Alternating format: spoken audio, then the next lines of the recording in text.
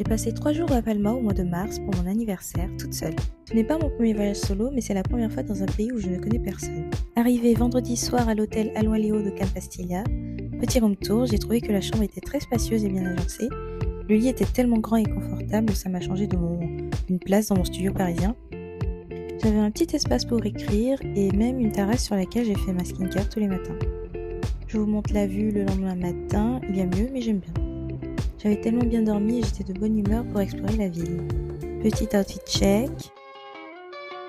J'ai filmé plein de petites vidéos pendant le séjour que j'ai postées sur TikTok. J'avais réservé sur l'appli Get Your Guide un tour en bus au monument historique de la ville. Le billet était valable 3 jours et je pouvais descendre pour visiter un site et prendre le prochain bus pour continuer le tour. L'un de mes sites préférés était le château de Belver que j'ai visité plusieurs fois. Je suis ensuite allée au restaurant Mar des Moulos pour cette magnifique vue sur les yachts. De quoi rêver, qu'un jour. Petite marche digestive après manger, j'ai fini dans une boutique de souvenirs. Je suis ensuite allée regarder le coucher du soleil sur la plage de Can Pastilla tout près de mon hôtel. Le réveil était super agréable. Quand j'étais plus petite, je n'avais pas l'occasion de voyager beaucoup. Aujourd'hui, comme je peux me le permettre, je profite de chaque instant de mes voyages. Outfit check, le haut vient de chez Promo, de la jupe Bershka, les bottes Eram. Et le sac est un cadeau, un souvenir apporté du Maroc.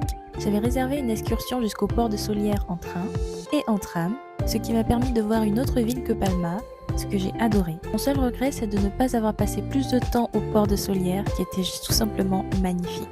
J'ai adoré la ville, j'ai tout de même pris le temps de me balader dans les petites ruelles de Solières, histoire de m'imprégner de l'atmosphère.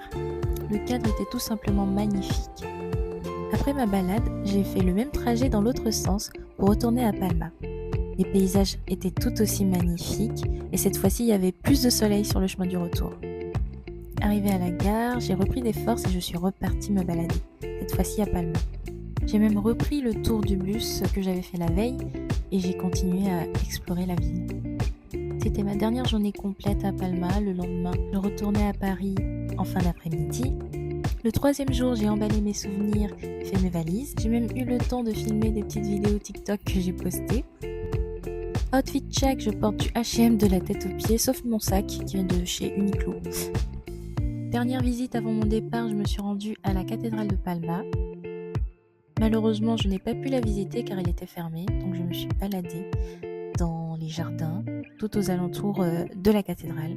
C'était tout simplement magnifique. J'ai adoré, j'ai pris le temps de m'imprégner des lieux. Je me suis assise et j'ai contemplé, j'ai repensé aux promesses que je m'étais faites en décembre 2023 et tout ce que j'avais prévu de faire durant cette nouvelle année 2024 et j'avais juste trop hâte de commencer. Après ma dernière visite, je suis retournée à l'hôtel, à la conciergerie de l'hôtel où j'avais laissé mes valises. Direction l'aéroport, j'ai tellement adoré ce séjour court, rapide et efficace.